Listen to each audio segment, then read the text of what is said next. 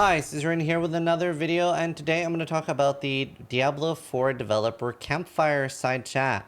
And this is very different than the developer talks they've done, and I didn't have a crazy amount of hope going into this because in the past ones, I don't feel like there's been a lot of information, and a lot of them was just rereading a lot of the blog posts they did, and even those didn't have a crazy amount. This one was very different. It was a lot more information than I was expecting. It was very candid. They nailed it. Especially Joe Shelley, just really good explanation, straight to the point.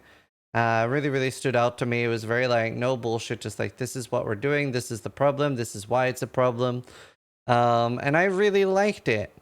So very good fireside chat overall. I hope they do a lot more of these, which they've said they're gonna do.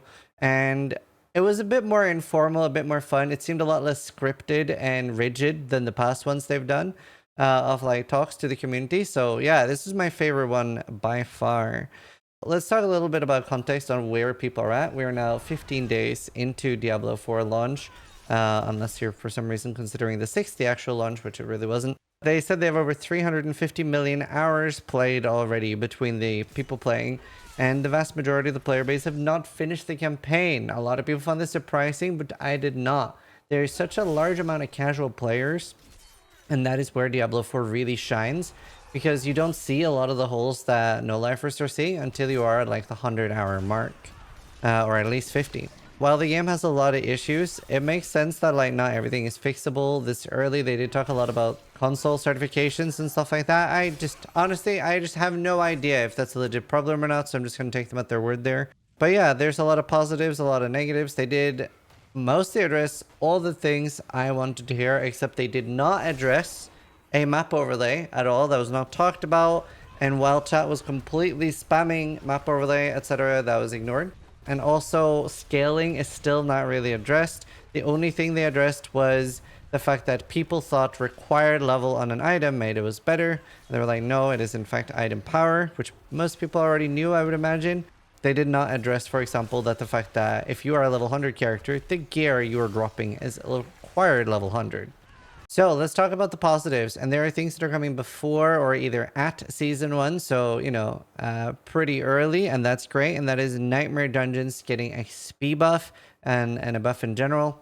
And they're going to get a buff where if you right click a sigil, you're going to be teleported to the dungeon. One of the big problems with the Nightmare Sigil dungeons at the moment is that you have to run all the way there. You have to click it, you open the map, it tells you where you are, you see where the nearest waypoint is, you run there, and boom, you are at the dungeon. Now, that was a really great moment for a lot of us. I saw people in my chat was saying like, oh, other streamers were cooming right now. Because of the way Joe Shelley talked about it. And he was like, it's not just about the XP per hour in the dungeon. When you're talking about efficiency, you have to talk about travel time, XP per hour, including downtime. And everyone was like, oh my God, yes, he's literally saying everything we want to hear here. And that was great. So very good bonus there.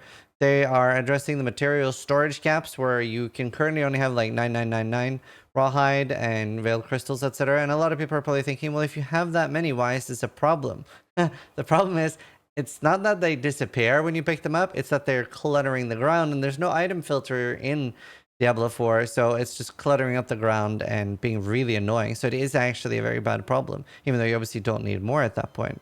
Another one season 1 change is that Altars of Lilith are going to be automatically unlocked, including the renown and the bonus. So you only ever once have to do all of the Altars of Lilith. All the discovered areas as well is also going to be uncovered for all alts, everything, whatever the most you've done on one character. And that is also going to be a one-time thing.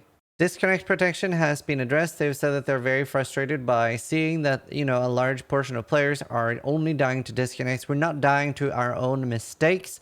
We are dying to things that are outside of our control, and that's obviously not enjoyable for them. It's not enjoyable for us, and everybody's unhappy overall.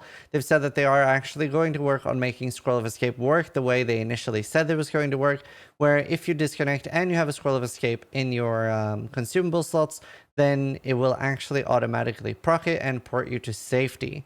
So that's great. That's awesome. That is the perfect solution. Path of Exile has a similar thing where if you disconnect, you are gone. It basically ends up being one-to-one the same. Scroll of Escape is a little bit more powerful, than logout macro is in Path of Exile, because when you use the logout macro, there's a chance that if there's jitter on your connection, you stay in the game for 6 seconds and you can die. Whereas with the Scroll of Escape, you are basically effectively immortal.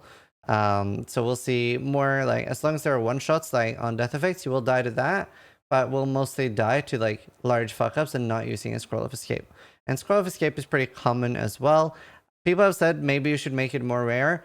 Seeing as its primary purpose is preventing on death on disconnect, I really don't think there's a huge reason for that. It's hard for me to speak about because I am quite an experienced player in this genre. While obviously I haven't played Diablo 4 for thousands of hours, I've barely used Scroll of Escape so far. It's like less than 5 times. And most of those was on my very weak low HP Sork on the end of the level 100 push. I don't think I've used a single Scroll of Escape on my Rogue, and it's like level 90 or about to hit level 90. So you know, it's not a super dangerous game at the moment.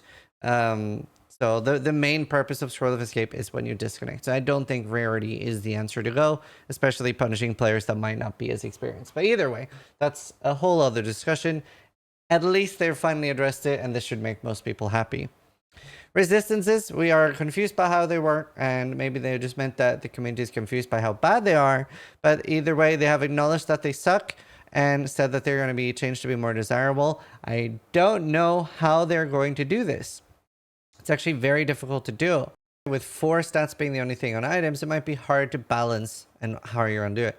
They did say during one of the earlier developer talks that the reason they only had resist in this way and why it's so simple and why armor is so predominant was that a lot of players in the beta, etc., was reporting that it was very confusing that if they were fighting a lightning boss and they had high amounts of lightning resist, it was very easy, and if you had low amounts of lightning resist, it was very hard. It's going to be interesting to see what they do, because armor right now is obviously the be-all end-all stats of defense. Now, let's move on to the negatives and things that were not so good. While they've said that the Scroll of Escape on Disconnect is coming, it is coming in Season 2, so that's around 4 months away. It's great that they have acknowledged it and that a change is coming, but it's bad that it is taking so long.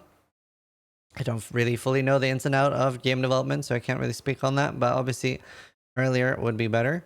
There are no major changes to Renown grind, at least in the sense that you will need to max your Renown every season because of Paragon points. I think what would change it entirely for me would be literally a non-issue, would be swapping the 4th slot and the 5th slot. So the 5th slot only unlocks a XP bonus, gold, whatever, and some obols.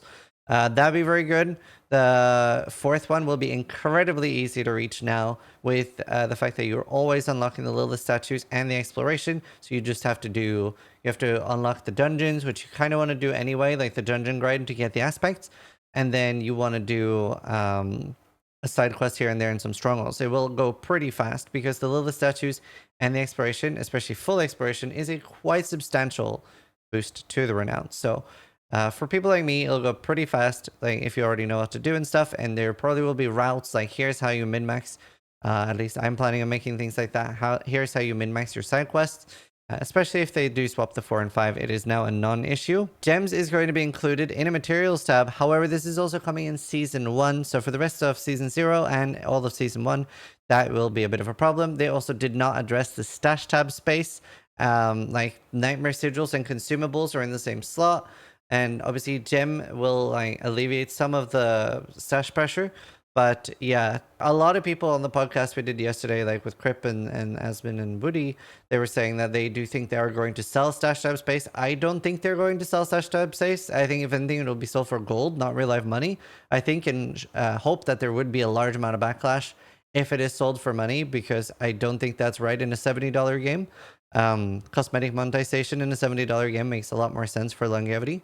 So yeah, really worried about that. But yeah, being able to buy stash tabs would be huge. The fact that people already have 4 or 5 mule characters to store things that they need, such as aspects, obviously, especially finding perfect ones, are really, really rare.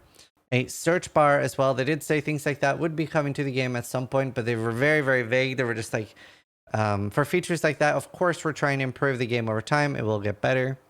Loot filters were not addressed. Obviously, the game has a huge need for loot filters right now. Even when you're on a level 98 character, you're dropping white and blue items that have no purpose, no reason to pick up. And the open world scaling was not really addressed either. There are some issues, especially for respecing, with the fact that a lot of things in the game, especially the things dropping Forgotten Souls, will scale all the way to level 105 once you're level 100. Makes respecing a large pain in the ass, especially at the end game. Respecing after level 80 in general is actually very, very painful, where a lot of people have said that they just prefer making an entirely new character instead of respecing their existing one. Whereas their early game respecing is incredibly good. Respecing pre-level 60 especially, absolutely amazing. Really job well done, and something Path of Exile should learn from. But yeah, especially the fact that Forgotten Souls drop from 105 elites, you need to make sure that you have a entire full gear set to swap over, because, you know, doing lower level Nightmare Dungeons at that point is kind of pointless, and they don't drop Forgotten Souls. You can only get those from elites. And elites, even in World Tier 3, scale up to 105 in Hell Titans. A lot of good things. Overall, very happy with the Fireside Chat. Really good things coming. And really appreciated how candid they were. I know a lot of people thought it was silly and stuff, that they were like chilling and talking and that it wasn't scripted. Breath of fresh air. Absolutely loved it. Would love to hear what you guys think. Hope you guys enjoy the sum up. Thanks for watching. Sub if you liked the video, but more importantly, try to die less than I do.